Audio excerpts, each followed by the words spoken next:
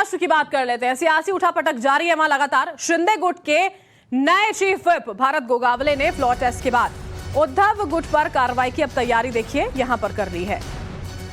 जो उद्धव गुट के विधायक हैं उन्हें अयोग्य घोषित करने का नोटिस बाकायदा जारी किया गया है। चीफ व्हिप गोगावले के मुताबिक व्हिप की आलोचना करने वाले सभी विधायकों को अयोग्य घोषित करने के लिए नोटिस दिया है। हालांकि देखिए, बाला साहब ठाकरे के प्रति अपना सम्मान दिखाते हुए आदित्य ठाकरे का नाम इसमें नहीं है।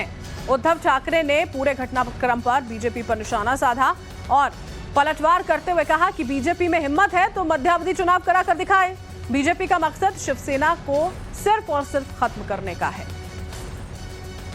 यह आरोप जो है उद्धव ठाकरे की ओर से लगाया गया। और ये बड़ी खबर हम आपको बताएं, शिंदे गुट ने उद्धव गुट के विधायकों को नोटिस दिया है। व्हिप के खिलाफ वोटिंग करने पर यह नोटिस जारी किया गया है। कल जब देखिए यहां पर वोटिंग की गई थी, जो विधायक यहां पर उद्धव गुट के हैं उन्होंने खिलाफ यहां पर वोट किया था और उसी को लेकर नोटिस जो है वो बाकायदा राहुल नार्वेकर को दिया गया है।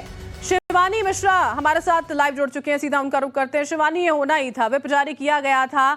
जो ये 16 विधायक उद्धव गुट के थे उन्होंने यहाँ पर खिलाफ में वोट किया और उसके बाद राहुल नार्वेकर को बाकायदा ये चिट्ठी दे दी गई है कि इनकी जो विधायकी है वो रद्द कर दी जाए। शिवानी,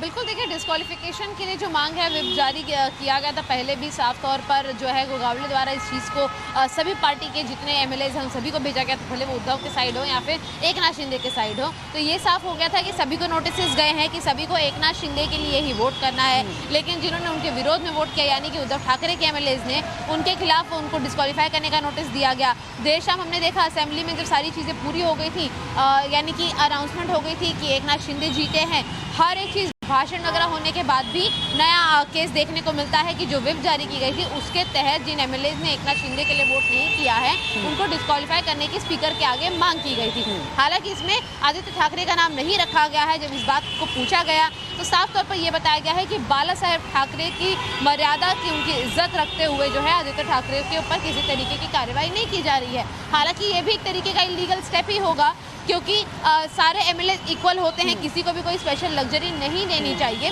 लेकिन दूसरी तरफ एक बात ये भी देखने को मिलती है कि जब आदित्य ठाकरे बाहर आते हैं असेंबली में मीडिया से बातचीत करने के लिए तो वो ये कहते हैं कि हमारी पार्टी सही है, हमारा व्हिप सही है और हम उन 40 विधायकों के खिलाफ जाएंगे। तो देखना ये होगा कि आखिर व्हिप किसका मान्य होता है और आदित्य ठाकरे इस वक्त किस तरह से रिएक्ट करते हैं। बिल्कुल शिवानी, और लीगैलिटी की बात करें तो वो तो सब अपनी अपनी सुविधा अनुसार हर पार्टी इस वक्त देख रही है और मैनेज कर रही है। शिवानी, आप बने रहिएगा हमारे साथ। एक और बड़ी खबर जो है उसका हमें यहाँ पर रुख करना होगा। महाराष्ट्र से ये बड़ी खबर एक दिलचस्प आई है।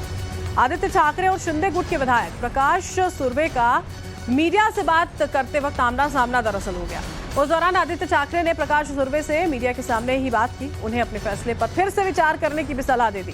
साथ ही बोले कि सुर्वे से उन्हें धोखे की उम्मीद नहीं थी। जिस वक्त आदित्य ठाकरे प्रकाश सुर्वे से बात कर रहे थे उस दौरान उन्होंने कुछ नहीं कहा, चुपचाप आदित्य ठाकरे की बात जो है वो लगातार सुनते रहे। तुम्ही तुमच्याकडे येत होतो असं खरंच अपेक्षित नव्हतं कधी, म्हणजे माझं तुमच्यावर खरोखर प्रेम होतं हे तुम्हाला पण माहिती आहे। ठीक आहे, बघा आता विचार करा, पण मला स्वतःला दुःख झालंय, तुम्हाला पण माहिती आहे। शिवानी, बड़ा दिलचस्प रहा यहाँ पर जो प्रकाश सुर्वे और आदित्य ठाकरे का अपना सामना हो गया और एक बार फिर से आदित्य ठाकरे विचार करने पर एक और अपील करते नजर आए उनसे।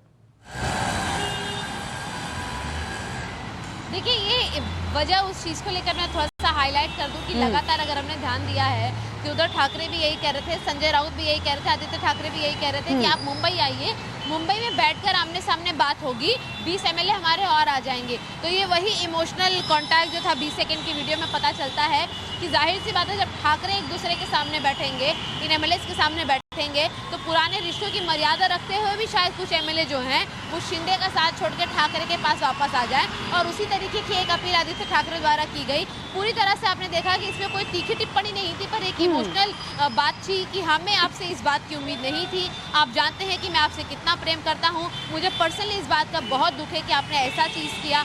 सोच विचार दोबारा से करके देखिए और लौट आइए। तो अभी भी जो है एक इमोशनल कार्ड जो है वो उद्धव ठाकरे के परिवार द्वारा साफ तौर पर आगे रखा जा रहा है सभी एमएलएस के लिए। हालांकि असेंबली हाउस के अंदर बात की जाए तो काफ़ी तीखी टिप्पणी देखने को मिलती है दोनों ही तरफ के एमएलएस से, लेकिन जब आमना सामना आदित्य ठाकरे के साथ हुआ तो हमने देखा कि किस तरह से प्रकाश सुर्वे जो थे वो कोई भी शब्द नहीं बोल पाए, वो निशब्द थे और एक हल्की मुस्कान के साथ कहीं ना कहीं उनके आंखों में एक अलग मुझे निराशा भी नजर आई कि सही कि अब आदित्य ठाकरे का वो सामना जो थे वो खुलकर विद्रोहास्पद स्थिति में नहीं कर पा रहे थे।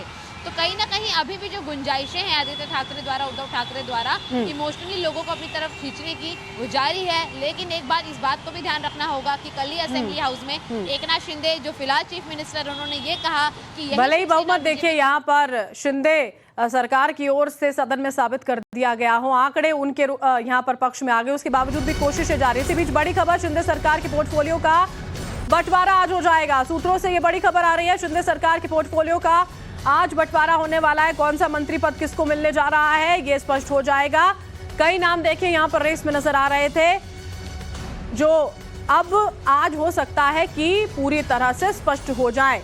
शिंदे सरकार में कौन कौन मंत्री होने वाला है, किस पद पर बरकरार रहेगा, किसको पद यहाँ पर दिया जाएगा, उसका बंटवारा आज किया जा सकता है। दोपहर 1 बजे देखिए फडणवीस की ओर से, जो कि डेप्यूटी चीफ मिनिस्टर है महाराष्ट्र के, उनकी ओर से एक बैठक यहाँ पर की जानी है।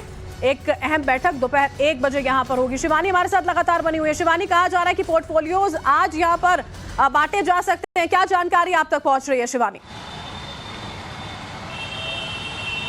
देखिए, फिलहाल बीजेपी द्वारा ऑलरेडी 7 से 8 नामों की घोषणा की जा चुकी है सूत्रों के हवाले से कि यही लोग जो है वो मिनिस्ट्रीज के पद पर नियुक्त होंगे, लेकिन कौन से मिनिस्ट्री जिनको दी जाएगी उस पर अभी सवाल है। लेकिन दूसरी तरफ एकनाथ शिंदे की तरफ से अभी तक मिनिस्ट्रियल लेवल के लिए किसी भी तरीके के नाम जो है, नामों का प्रस्ताव वो आगे नहीं रखा गया है। हालांकि बहुत बड़ी उम्मीद इस बात की है कि जिन लोगों का उद्धव ठाकरे के साथ बहुत क्लोज कनेक्शन है, जिनका एकनाथ शिंदे के कैडर में जाना एक बहुत बड़ा सरप्राइज था लोगों के लिए, उन लोगों को ज़रूर ये मिनिस्ट्री मिल सकती है।